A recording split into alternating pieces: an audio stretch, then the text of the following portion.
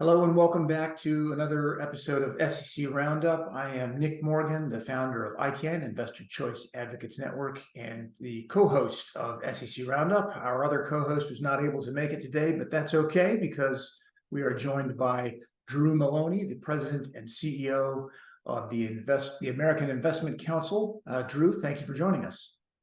Nick, good to be here.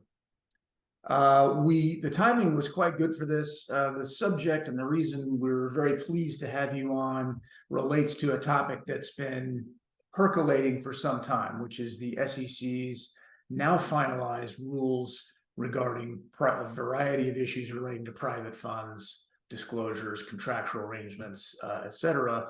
We actually did an episode back in May of 22 with the late Harvey Pitt when the rule had just been proposed. He was not a fan of the proposed rules. So that those proposed rules, as I know you know, Drew, sat around for some time. The comment period was extended because obviously we're talking about rules that would affect an industry that's something like $27 trillion industry. So it's a pretty significant proposal. There were a lot of comment letters submitted, your group among them. And then the SEC modified the proposal right at the end there and finalized them on a split commission vote on, I think it was August 23rd. And then the specific thing we're going to talk about today is pretty shortly thereafter on September 1st, your group and a number of other industry groups filed a petition in the Fifth Circuit Court of Appeals. And that's what I wanted to ask you about today. So that's a pretty remarkable step. Right. And what was it about these rules, now finalized rules, that you and the other groups felt warranted going to court?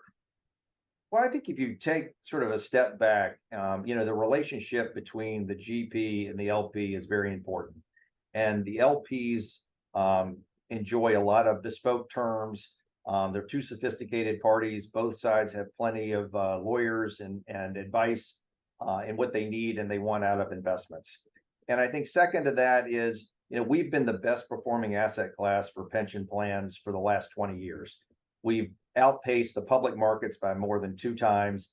And in the Securities Exchange Committee or Commission release, they really didn't cite any harm they were trying to fix. So I think one of the things that we tried to highlight, and in the unfortunate situation that we now are going to litigate with the SEC, is they really don't have the authority from Congress to do that. And you saw that not only with the 2 dissenting commissioners who really went into great detail to talk about the lack of the authority that the commission had to impose this new regime on 2 parties. And I think in addition to that, you also see a cost element. There's some estimates that this is going to be billions of dollars in new compliance costs every year.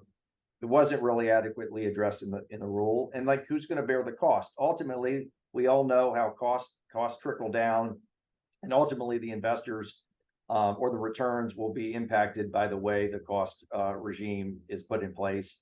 And I think the third and final point is the fact that the rule did change significantly over, the past year into the final rule. And there are still some aspects of the rule that are new that we weren't allowed to comment on the first place. So I think we're all, law firms are all looking at this and digging into it and are finding more challenges with how they're going to be able to comply with different provisions in the final notice. So for all those reasons, we decided that it's best to put a marker down in a very unprecedented way. I mean, you have every trade association that represents private funds joining forces to push back on this rule that we think will be, highly costly and have negative impacts on the funds. Well, we look forward to seeing how the petition plays out in the Fifth Circuit. You mentioned the impact the rules would have on the ability of limited partners to bargain for bespoke terms in the agreements with the general partners. Were there other aspects of the proposed rules? I mean, the SEC did, drop some of the provisions that were in the proposed rule. Other aspects of the final rule that you found particularly objectionable? Well, I think that is, that is one of the larger ones. I think there's still some questions that we're digging through on some other provisions to try to see how they're ultimately going to be interpreted or implemented, and what, fair and reasonable and fair and equitable and the different terms, materiality that they cite in there. So there's a lot of, I think, question marks we still have, as we move forward, digesting the rule. But I think, at the end of the day, it's important for both the GP and the LP to be able to continue to have, relationships that allow for whatever terms that, maybe a California pension fund wants, or maybe different than some of the requests that a Georgia or a Florida pension fund wants. And, I think that's important. And I think that's what Congress intended. Congress intended for two sophisticated parties to bargain with each other and figure out what works best for them. And, I think, as I said earlier, if you really take a step back and look at the returns and the role that we're playing in pension funds, there's a growing amount of allocation that we've seen over the last 2 decades to private equity. And the returns back up the fact that we are delivering for our members. And I think if you talk to the chief investment officers of these pension funds, they will reiterate that they like private equity, they like what they're investing in, and everything is working well. And it probably shouldn't be disrupted in the manner that we think it is today. Terrific. Well, good luck with the petition. We'll be following it closely, and hopefully, the Fifth Circuit will breathe some reason into this scenario. So we all hope so. Yeah. Well, thank you very much, Drew, for coming on. As to everybody else, we'll see you on the next SEC Roundup.